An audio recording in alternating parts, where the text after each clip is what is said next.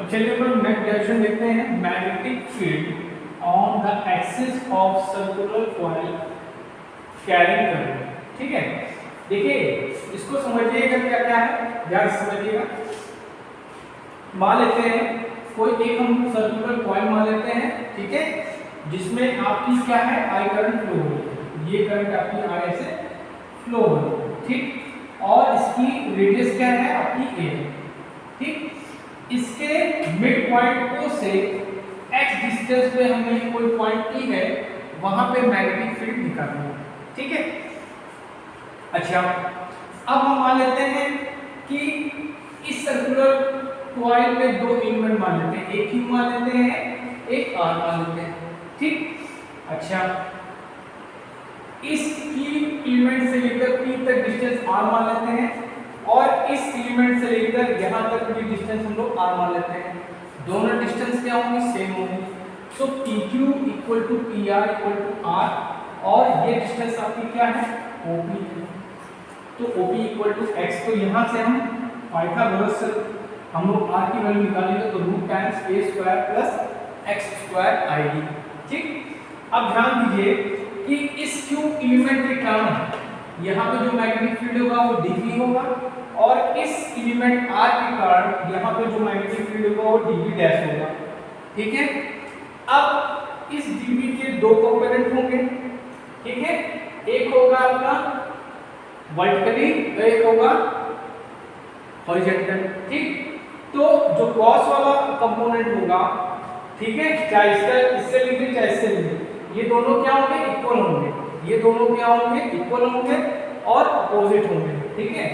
ये दोनों जो कंपोनेंट आप देख रहे हैं ये क्या होंगे, इक्वल होंगे और अपोजिट होंगे, जिसके कारण क्या होगा, ये दोनों क्या होंगे, कैंसिल आउट हो जाएंगे, हम लोग साइड वाला कंपोनेंट लेंगे, ठीक है। चलिए अब देखिए, चलिए स्टार्ट करते हैं।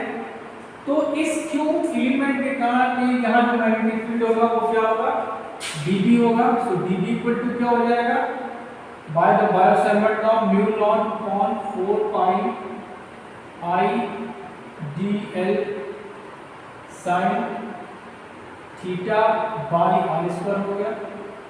अब यहाँ पे ध्यान दीजिएगा, जो थीटा की वैल्यू होगी वो 90 होगी, तो यहाँ पे क्या हो जाएगा, इसको हम लोग हटा देते हैं, तो यहाँ पे मैग्नेटिक फील्ड क्या आ गया, कोई आ गया, ठीक।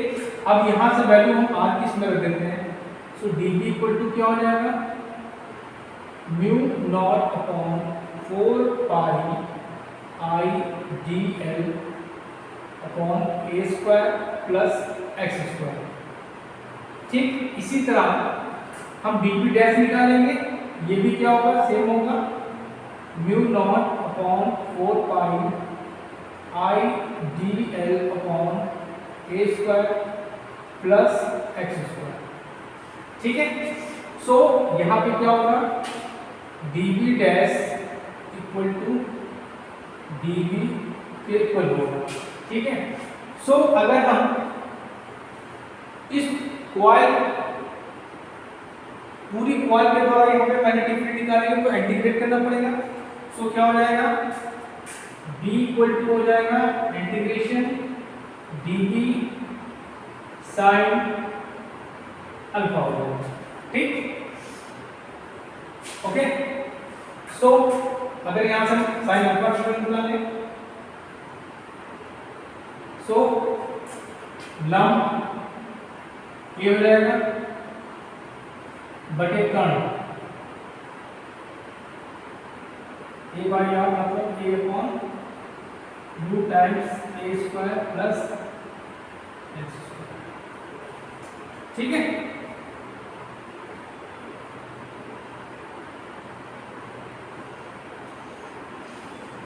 ठीक, तो चलिए रखिए। So d equal to dB की value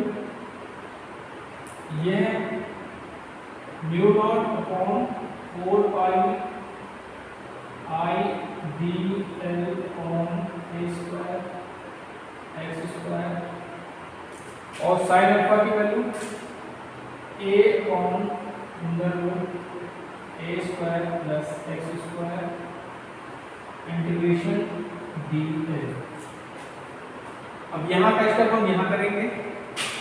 so b equal to क्या हो जाएगा, अब ये पूरी लाइन हम निकालें कॉइल की अगर पूरी डिस्टेंस निकालें तो क्या होगी, 2 पाई ए होगी, तो ये हो जाएगी म्यू नॉट अपॉन 4 पाई आई ए अपॉन ए स्क्वायर प्लस एक्स स्क्वायर की पावर 3/2, ये हो जाएगा 2 पाई ए हो जाएगा, ठीक है, 2 पाई ए हो जाएगा।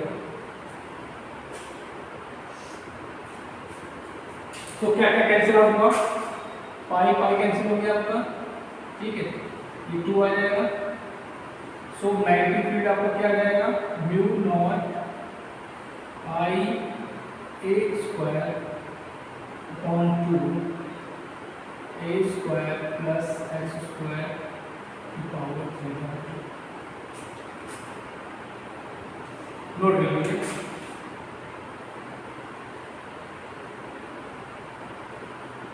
ठीक, ओके। अगर हम इस कॉइल में n टर्म्स हैं, इस कॉइल में अगर n टर्म्स हैं तो क्या होगा magnetic field, mu naught I A square into n upon 2 A square.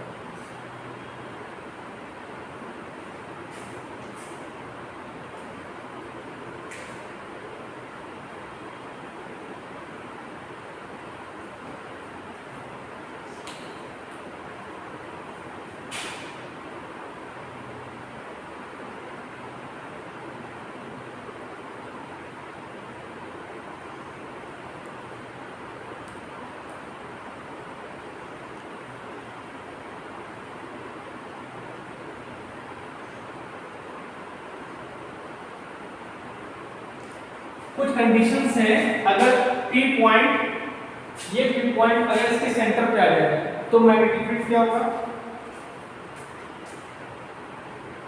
When P is on centre तो क्या हो जाएगा, म्यू नॉट आई ए स्क्वायर अपॉन 2 ए स्क्वायर हो जाएगा ये। सो क्या आ जाएगा, ये आ जाएगा अपना b is equal to mu naught I N upon 2। Note कीजिए,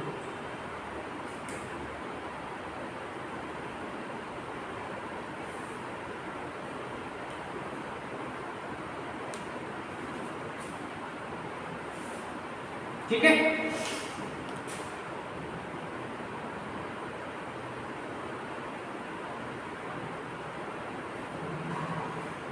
नोट के लिए बहुत इंपॉर्टेंट डायरेक्शन है, ठीक है, ओके।